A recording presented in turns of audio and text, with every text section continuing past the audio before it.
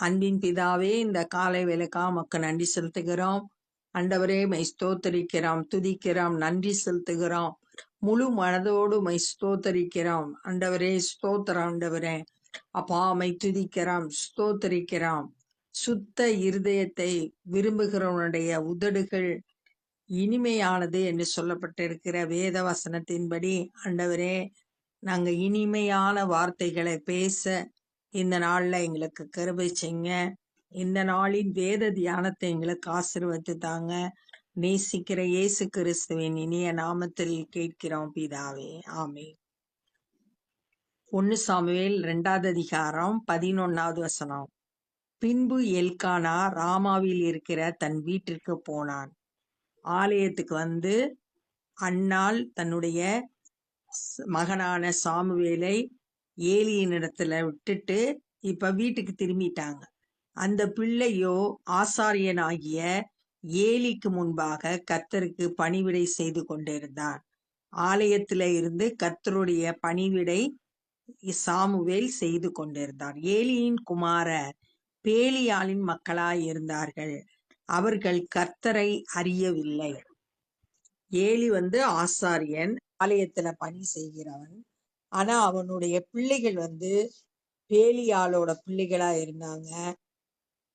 கர்த்தரை அறியவில்லை. தகப்பனோட கடமை பிள்ளைகளுக்கு கர்த்தரை பற்றி சொல்லி கொடுக்கணும்.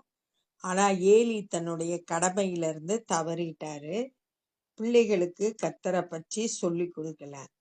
அந்த ஆசாரியர்கள் ஜனங்களை நடப்பித்த விதம் என்னவென்றால், எவனாகிலும் ஒரு பலியை செலுத்தும் காலத்தில் இறைச்சி வேகும் போது ஆசாரியனுடைய வேலைக்காரன் 3 கூருள்ள ஒரு ஆயுதத்தை தன் கையில் பிடித்து வந்து அதனால் கொப்பரையிலாவது பானையிலாவது சருவத்திலாவது சட்டியிலாவது குத்துவான்.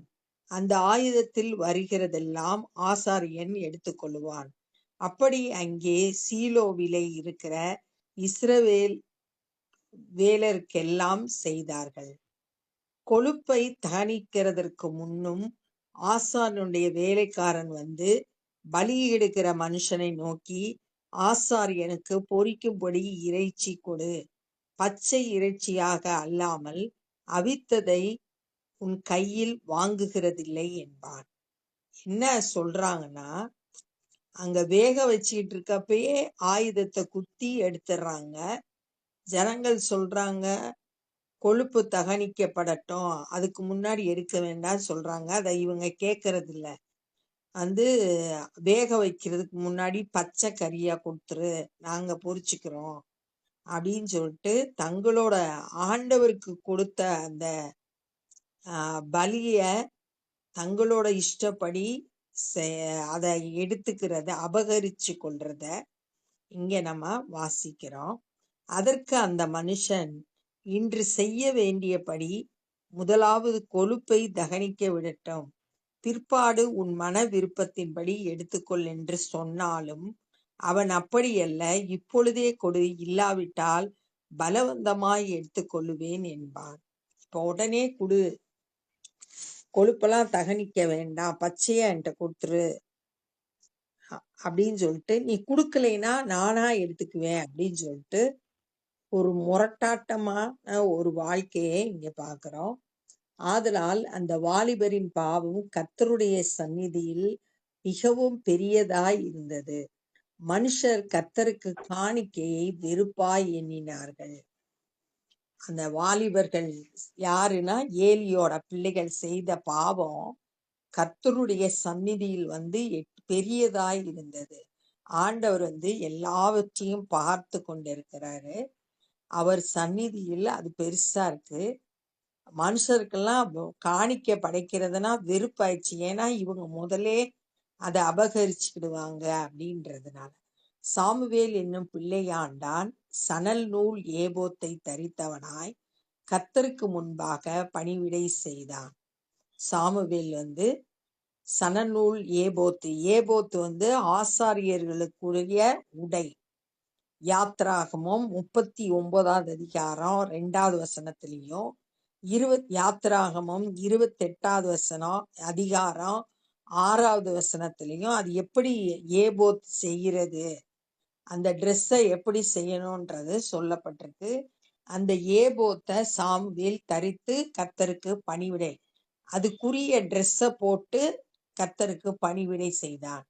அவனுடைய தாய் வருஷந்தோறும் செலுத்தும் பலியை செலுத்துகிறதற்காக தன் புருஷனோடு கூட வருகிற போதெல்லாம் அவனுக்கு ஒரு சிறிய சட்டையை தைத்து கொண்டு வருவாள். நம்ம ஏற்கனவே பார்த்தோம், வருஷந்தோறும் எல்கானா தன்னுடைய குடும்பத்தோடு ஆலயத்துக்கு வருவான் அப்படின்னு. அது மாதிரி வரும்போது அன்னாள் தன்னுடைய பிள்ளைய நினைச்சு ஒரு சட்டையை தச்சு கொண்டு வருவான். ஏலி எல்கானாவையும் அவன் மனைவியும் ஆசீர்வதித்து, இந்த ஸ்திரீ கர்த்தருக்கென்று ஒப்பு கொடுத்ததற்கு பதிலாக கர்த்தர் உனக்கு அவளாலே சந்தானம் கட்டளையிடுவாராக என்றாள். இப்ப ஏலி உங்களை பார்த்து ஆசீர்வதிக்கிறாரு. அவர்தான் ஆலயத்துல பணி செய்கிற ஆசாரியன். அதனால அவருடைய ஆசீர்வாதத்தை இவங்க பெற்றுக்கொள்றாங்க. இந்த பெண் கர்த்தருக்குன்னு தன்னோட பிள்ளைய கொடுத்ததுனால கர்த்தர் இவளை அதற்கு பதிலா அவளுக்கு பிள்ளைகளை கொடுப்பாருன்னு ஆசீர்வதிக்கிறார். அவர்கள் தங்கள் ஸ்தானத்திற்கு திரும்ப போய்விட்டார்கள். அப்படியே கர்த்தர் அன்னாளை கடாட்சித்தார். அவள் கர்ப்பம் தரித்து 3 குமாரரையும் 2 குமாரத்திகளையும் பெற்றாள். இப்ப 5 பிள்ளைகள், சாமுவேல் 1, மொத்தம் அன்னாளுக்கு 6 பிள்ளைகள். சாமுவேல் என்னும் பிள்ளையாண்டான் கர்த்தருடைய சந்நிதியில் வளர்ந்தான். தேவ சமூகத்துல இருந்து வளர்க்கப்பட்டதுதான் சாமுவேல். ஏலி மிகுந்த கிழவனாய் இருந்தான். அவன் தன் குமாரர் இஸ்ரவேலுக்கெல்லாம் செய்கிற எல்லாவற்றையும் அவர்கள் ஆசரிப்பு கூடாரத்தின் வாசலில் கூடியிருக்கிற ஸ்திரீகளோடே சயனிக்கிறதையும் கேள்விப்பட்டு, இந்த பலி செலுத்தினத அபகரிச்சது மாத்திரம் கிடையாது, அந்த ஆசரிப்பு வாசல்ல கூடுகிற பெண்களோட வேசித்தனம் பண்ணி பாவம் செய்கிறவங்களா காணப்பட்டாங்க. இதெல்லாம் ஏலி கேள்விப்படுறாரு. அவர்களை நோக்கி தன்னுடைய பிள்ளையான ஓப்பினி பினகாஸ் அவங்க 2 பேரையும் கூப்பிட்டு பேசுறார். அவன் தன் குமாரர் அவர்களை நோக்கி, நீங்கள் இப்படிப்பட்ட காரியத்தை செய்கிறது என்ன? இந்த ஜனங்கள் எல்லாரும் உங்கள் பொல்லாத நடக்கைகளை சொல்ல கேட்கிறேன். ஜனங்கள்லாம் அவர்கிட்ட சொல்றாங்க, உன் பிள்ளைக இப்படி எல்லாம் செய்யறாங்கன்னு. என் குமாரரே வேண்டாம், நான் கேள்விப்படுகிற இந்த செய்தி நல்லதல்ல. கர்த்தருடைய ஜனங்கள் மீறி நடக்கிறதற்கு காரணமாய் இருக்காதீர்கள், இருக்கிறீர்களே. நீங்க தான் இதுக்கு காரணம். கர்த்தர் ஜனங்கள் மீறி நடக்கிறதுக்கு, ஏன்னா அவங்க கர்த்தருடைய வார்த்தையின்படி காணிக்கையை கொண்டு கொடுக்க முடியல, மீறி நடக்கிறாங்க, கொடுக்காம இருக்காங்க. ஏன்னா அது அவங்களுக்கு வெறுப்பாயிடுச்சு. அதுக்கு காரணமா இருக்கிறது நீங்க தான். மனுஷனுக்கு விரோதமாய் மனுஷன் பாவம் செய்தால் நியாயாதிபதிகள் அதை தீர்ப்பார்கள். 2 பேருக்கு இடையில பிரச்சனைனா நியாயாதிபதிகள், ஜட்ஜஸ் தீர்ப்பு சொல்லுவாங்க. ஒருவன் கர்த்தருக்கு விரோதமாய் பாவம் செய்வானாகில் அவனுக்காக விண்ணப்பம் செய்யத்தக்கவன் யார்? கர்த்தருக்கு விரோதமா பாவம் செய்தா யார் 2 பேருக்கு இடையில இருந்து சமாதானம் பண்றது? அவர்களோ தங்கள் தகப்பன் சொல்லை கேளாமல் போனார்கள். அவர்களை சங்கரிக்க கர்த்தர் சித்தமாயிருந்தார். ஏலி சொல்றாரு, இந்த மாதிரி செய்யாதீங்க, இது பொல்லாப்பான காரியம், வேண்டாம் அப்படின்னு சொல்லிட்டு எச்சரிக்கை பண்றாரு. ஆனா இந்த பிள்ளைகள் தகப்பனோட சொல்ல கேட்கல. ஆனா நீதிமொழிகள் 1:8 உன் தகப்பனுடைய புத்தியை கேள் அப்படின்னு சொல்லிட்டு சொல்லப்பட்டிருக்கு. பழைய ஏற்பாட்டு நாட்கள்ல உபாகமத்துல தாய் தகப்பனுக்கு கீழ்ப்படியாத பிள்ளைகளை கல்லெறிந்து கொல்லணும் அப்படின்னு சொல்லிட்டு ஒரு பகுதியில சொல்லப்பட்டிருக்கு. இப்ப ஏலியோட பிள்ளைகள் 2 பேருமே ஆஹ் அவன் சொல்ற வார்த்தைக்கு கீழ்ப்படியல. அதனால ஆண்டவர் அவங்கள அழித்து விட தீர்மானிச்சார். சாமுவேல் என்னும் பிள்ளையாண்டவனோ பெரியவனாக வளர்ந்து கர்த்தருக்கும் மனுஷருக்கும் பிரியமாக நடந்து கொண்டான். சாமுவேல் தேவ சமூகத்துல வளர்க்கப்பட்டான். கர்த்தருக்கும் பிரியமா நடந்தான், மனுஷருக்கும் பிரியமா நடந்தான். இதே மாதிரி பவுல் அப்போஸ்தலர் 24வது அதிகாரம் 16வது வசனத்துல, நான் மனுஷருக்கு முன்பாகவும் மக்களுக்கு முன்பாகவும் மனுஷருக்கு முன்பாகவும் தேவனுக்கு முன்பாகவும் சுத்த மனசாட்சியோடு நடந்து கொள்கிறேன் அப்படின்னு சொல்லிட்டு சொல்றாரு. நம்மளும் கூட கர்த்தருக்கு பிரியமாகவும் நடக்கணும், மனுஷருக்கு பிரியமாகவும் நடக்கணும். தேவனுடைய மனுஷன் ஒருவன் ஏலியின் இடத்தில் கர்த்தர் உரைக்கிறது என்னவென்றால், உன் பிதாவின் வீட்டார் எகிப்திலே பார்வோனின் வீட்டில் இருக்கையில் நான் என்னை அவர்களுக்கு வெளிப்படுத்தி. ஒரு தேவனுடைய மனுஷன் ஏலி கிட்ட வர்றான். அவன்கிட்ட பேசுறதுக்காக தேவனால அனுப்பப்பட்டு அவன் பேசுறான். கர்த்தருடைய வார்த்தையே சொல்றான். உன்னுடைய முற்பிதாக்கள் எகிப்து தேசத்துல அடிமைகளா இருந்தப்போ, பார்வோன் வீட்டுல இருந்தப்ப நான் என்ன வெளிப்படுத்தினேன் அப்படின்னா, கர்த்தருடைய வார்த்தைகள் வெளிப்பட்டது. என் பலிபீடத்தின் மேல் பலியிடவும் தூபம் காட்டவும் என் சமூகத்தில் ஏபோத்தை தரிக்கவும் இஸ்ரவேல் கோத்திரங்களில் எல்லாம் அவனை எனக்கு ஆசாரியனாக தெரிந்து கொண்டு உன் பிதாவின் வீட்டாருக்கு இஸ்ரவேல் புத்திரருடைய தகன பலிகளை எல்லாம் கொடுக்கவில்லையா? ஏற்கனவே ஆண்டவர் அவங்க கூட யாத்திராகமம் 28வது அதிகாரம் 1வது வசனத்துல, நான் லேவி கோத்திரத்தை தெரிந்தெடுத்தேன் ஆசாரிய ஊழியம் செய்யும்படியா, பலி செலுத்தவும் தூபம் காட்டவும் ஏபோத்தை தரித்து கொண்டு இருக்கவும் இந்த ஆசாரியர்களுக்கு நான் தெரிந்து கொண்டு அவங்களுக்கு இதெல்லாம் செய்ய சொன்னேன். என் வாசஸ்தலத்திலே செலுத்தும்படி நான் கட்டளையிட்ட என் பலிகளையும் என் காணிக்கையும் நீங்கள் உதைப்பான் ஏன்? நான் கட்டளையிட்ட காணிக்க பலி செலுத்தினதெல்லாம் நீங்க உதைச்சிடுறீங்க, அற்பமா நினைக்கிறீங்க. என் ஜனமாகிய இஸ்ரவேலின் காணிக்கைகள் எல்லாம் பிரதானமானவைகளை கொண்டு உங்களை கொழுக்க பண்ணும்படி நீ என்னை பார்க்கிலும் உன் குமாரரை மதிப்பான் ஏன் என்றார். ஏலிய பார்த்து கேட்கிறார், என்னைய விட நீ உன் பிள்ளைகளுக்கு அதிக முக்கியத்துவம் கொடுக்கிற. அவங்க ஜனங்கள் கர்த்தருக்கு படைக்கிற காணிக்கையில பிரதானமானதை எடுத்துக்கிட்டு தங்களோட இஷ்டத்துக்கு செயல்படுறாங்க, தங்களை கொழுக்க பண்ணுகிறார்கள். நீ அத கண்டிக்காம என்னைய விட உன் பிள்ளைகளை அதிகமா நேசிக்கிற அப்படின்னு கர்த்தருடைய வார்த்தை ஏலிக்கு வருது. ஆகையால் இஸ்ரவேலின் தேவனாகிய கர்த்தர் சொல்லுகிறதாவது, உன் வீட்டாரும் உன் பிதாவின் வீட்டாரும் என்றென்றைக்கும் என் சந்நிதியில் நடந்து கொள்வார்கள் என்று நான் நிச்சயமாய் சொல்லி இருந்தோம்.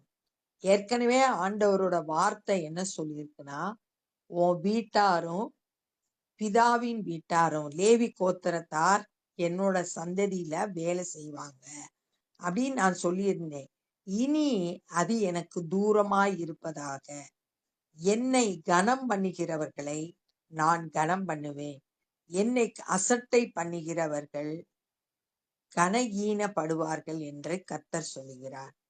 இந்த ஏலியோட பிள்ளைகள் கர்த்தரை அசட்டை பண்ணாங்க, அதனால கர்த்தரும் அவங்கள கனஈனப்படுத்துவேன்னு சொல்றாரு. ஆனா யாரெல்லாம் கர்த்தரை கனப்படுத்தி ஆண்டவரோட வார்த்தைக்கு கீழ்ப்படிஞ்சு பரிசுத்தமா வாழ்றாங்களோ அவங்கள கர்த்தர் கனம் பண்ணுவார். உன் வீட்டில் ஒரு கிழவனும் இராதபடி உன் புயத்தையும் உன் பிதாவின் வீட்டாருடைய புயத்தையும் நான் தரித்து போடும் நாட்கள் வரும்.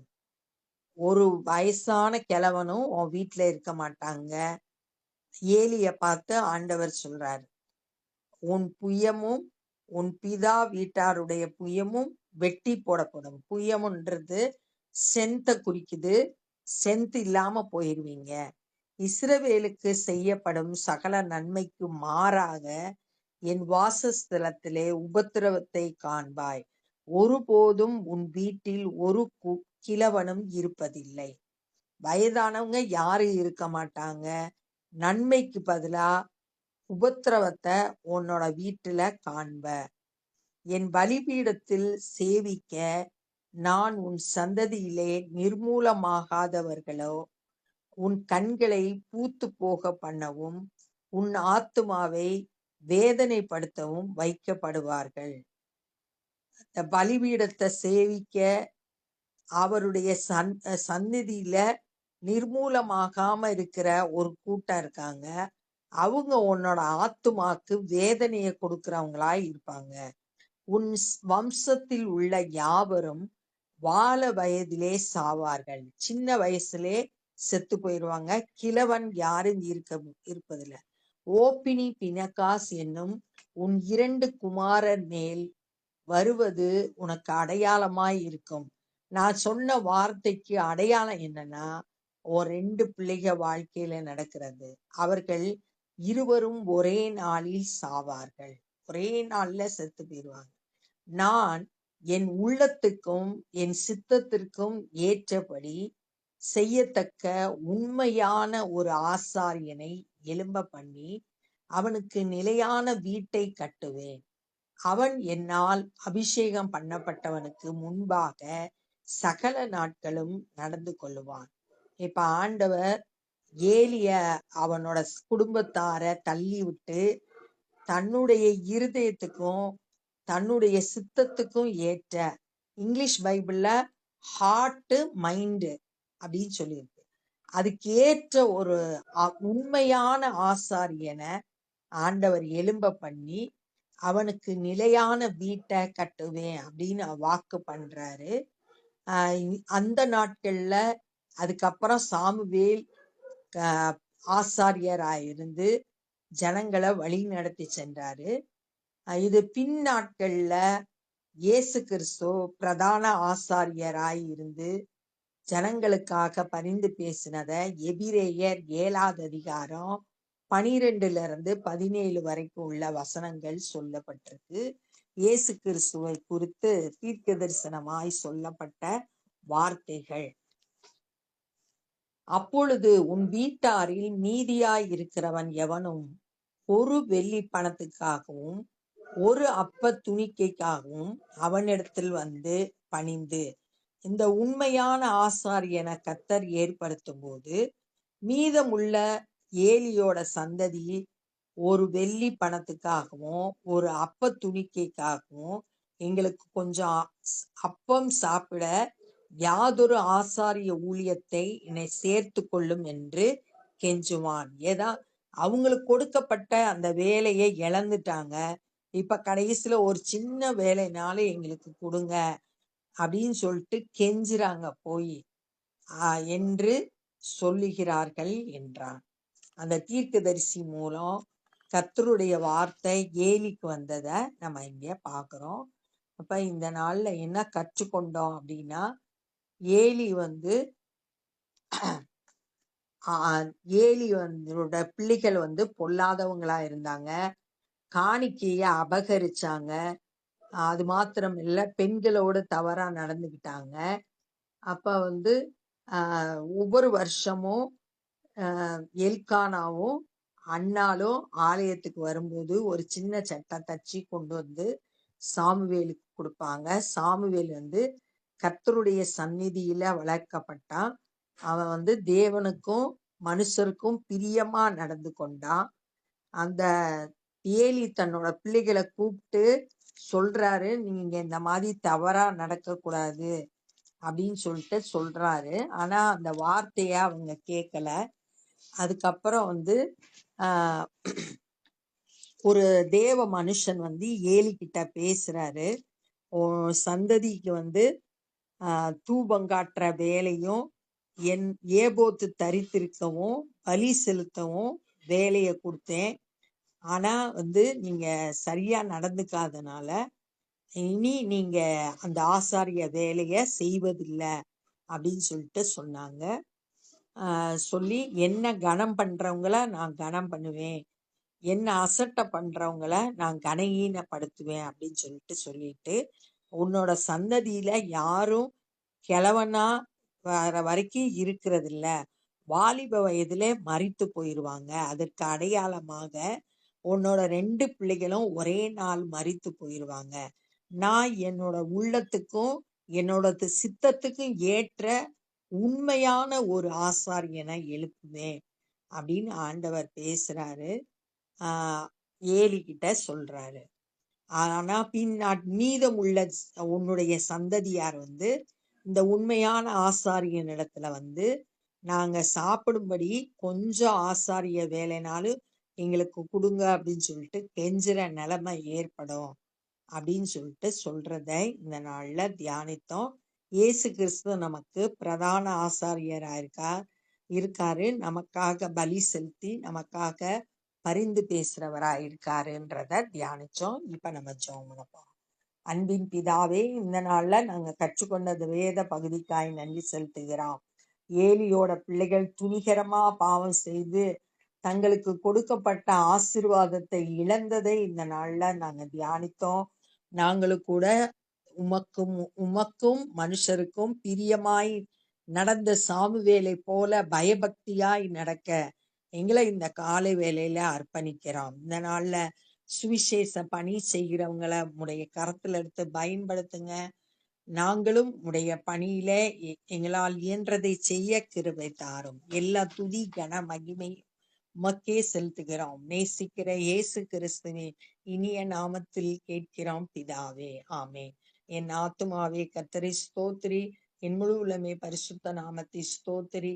என் ஆத்துமாவே கர்த்தரை ஸ்தோத்திரி, கர்த்தர் செய்த சகல உபகாரங்களை மறவாதே. ஆமென். God bless you.